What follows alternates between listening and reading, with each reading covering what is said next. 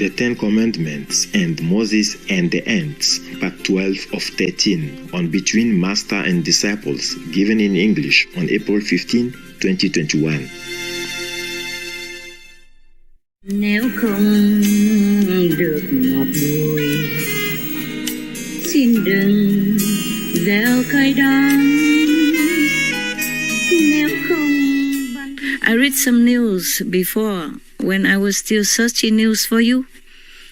Somewhere a grandfather was very proud to announce on the news that his granddaughter, only not even teen, I think 9 years old or 11 maximum, that she harvested a bear with a gun first time.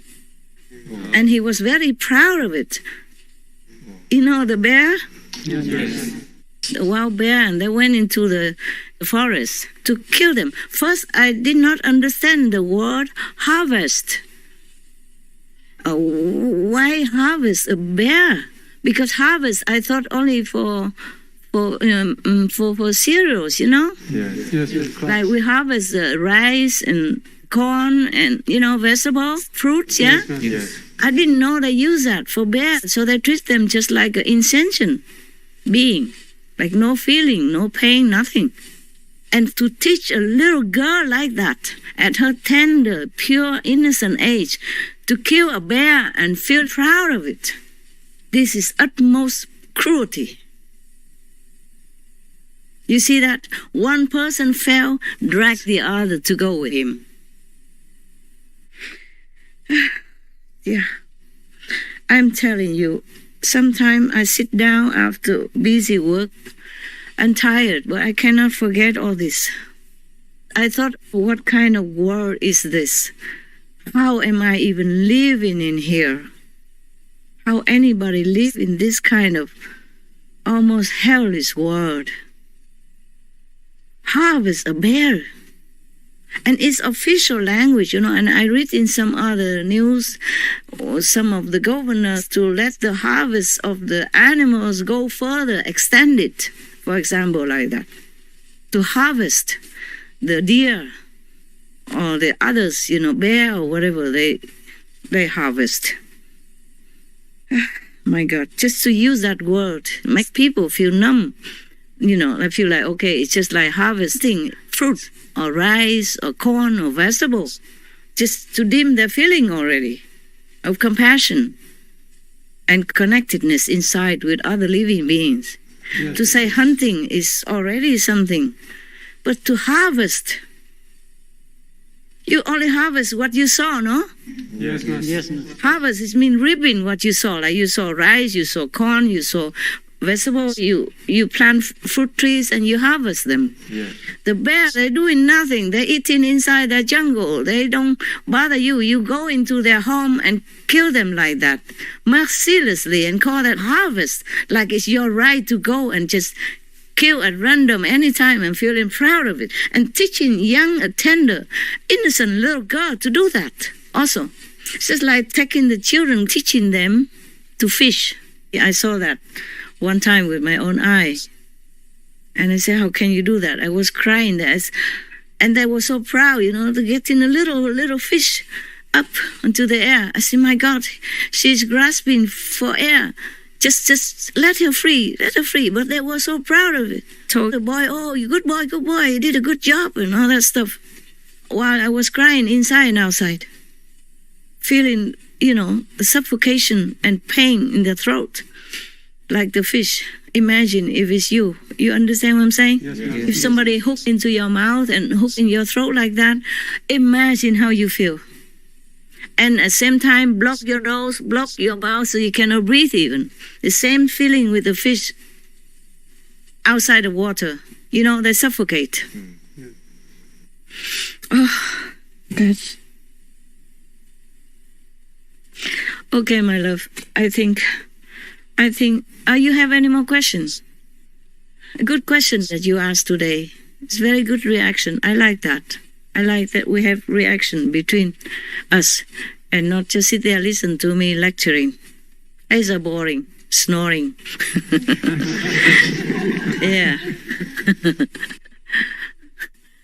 Tell me, any more questions? Well, Master, I have one more question. Please tell me.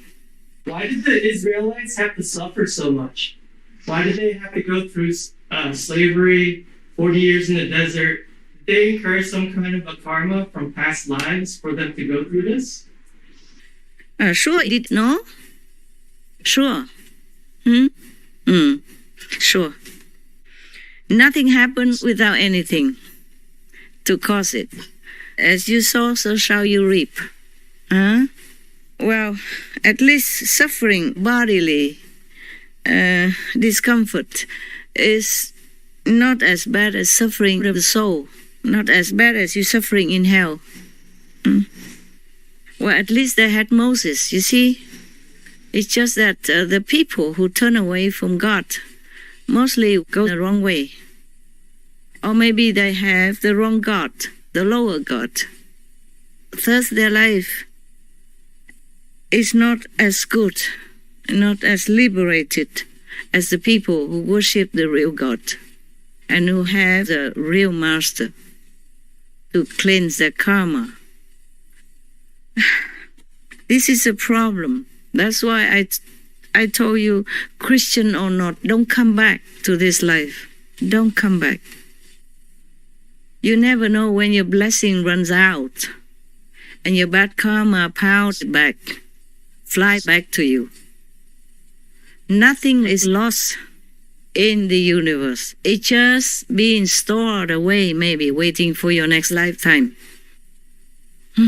I just told you the story about the guy who listened to the master preaching only one time and then he got to be liberated. He goes to heaven and then listen again there because he will meet that master again because of the affinity he saw on earth. So he will meet that master again. And he lectures him, teaches him, and then he go up. See that? Yes. So he's out of the karma zone. Yeah, it's like that. Just like you're out of the war zone. You're safe. You don't have to hear cannons at night. You don't have to see people, dead body everywhere. You don't have to see the children crying because their parents gone. You don't have to see the people lost their arms, their legs, lost their livelihood, lost their wife, husband, children, etc. Yes? Yes, Master. You are out. Even if you're refugees, you live in the refugee camp for a while until you go somewhere else, but you're out of the war zone. Just like the refugees, they left the war zone. They don't worry about being killed by bullets at night or when they sleep or in daytime or anywhere. They just stay in the refugee camp and wait to be resettled somewhere else. Yeah, like that. Karma is a scary thing. I don't wish for anybody to come back to this life ever again. I wish my best in the heart, the best in my heart wish is that everybody is liberated from this shadow world. That's what I want. Nothing else I want. Nothing else I wish for. I told heaven, even if I have to be punished and stay all alone here or in hell somewhere, but everyone else, including all the animals, are liberated. I'm more than infinite times willing to do it. And heavens know that. And you are my witness. I talk openly, so you know. This is my heart's wish. Because even if you come back as a king, as a president, prime minister, you suffer. Okay, you never know what's the next step that you take. You might fall in the ditch, in the pit.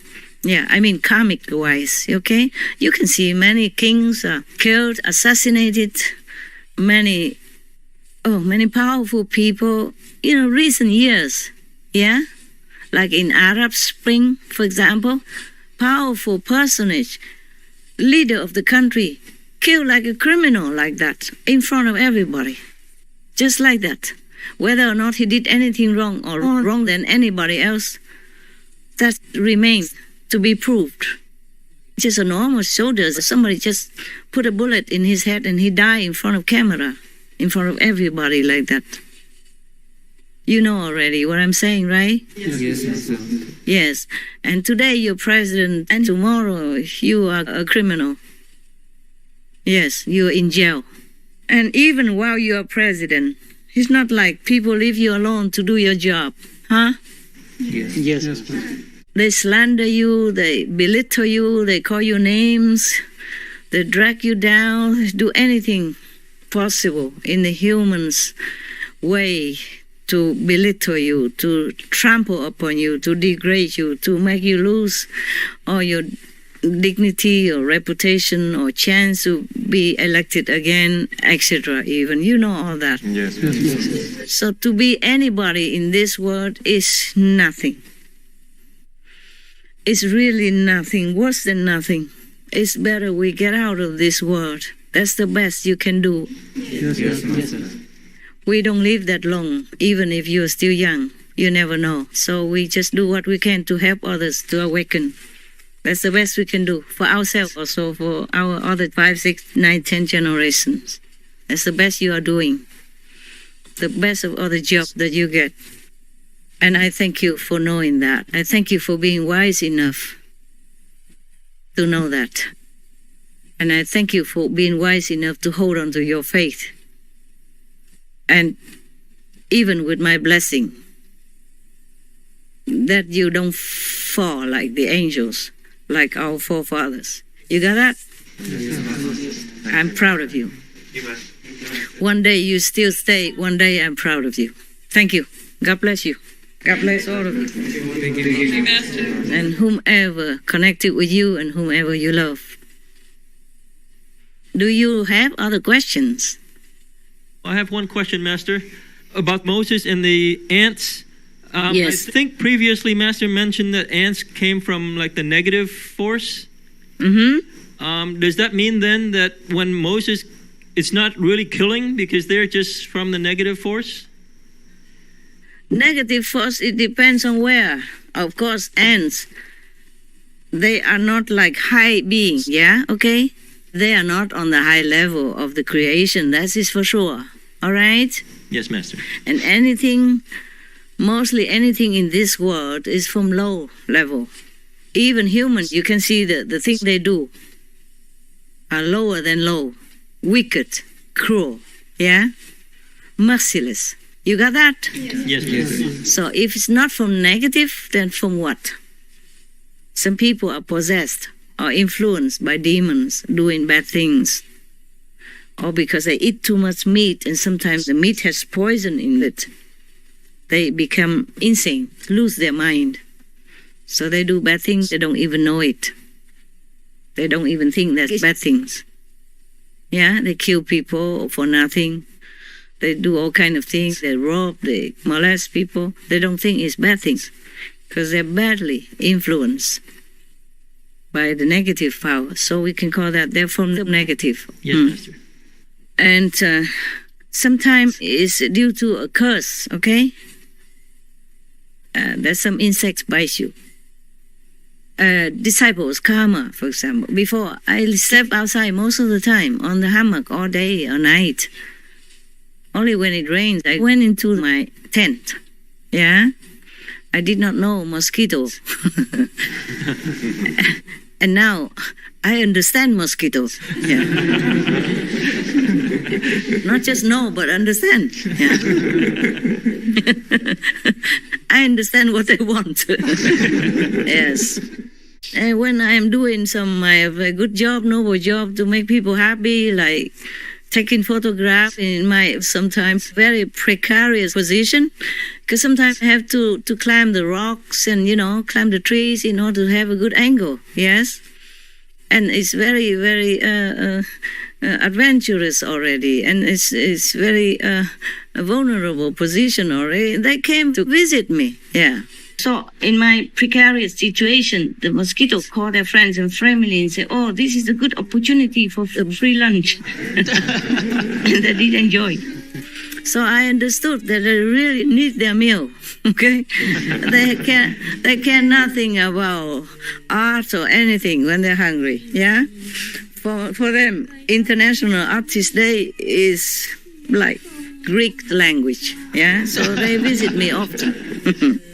I understand them now. Nếu không gợi hạnh phúc, xin đừng tạo đau thương.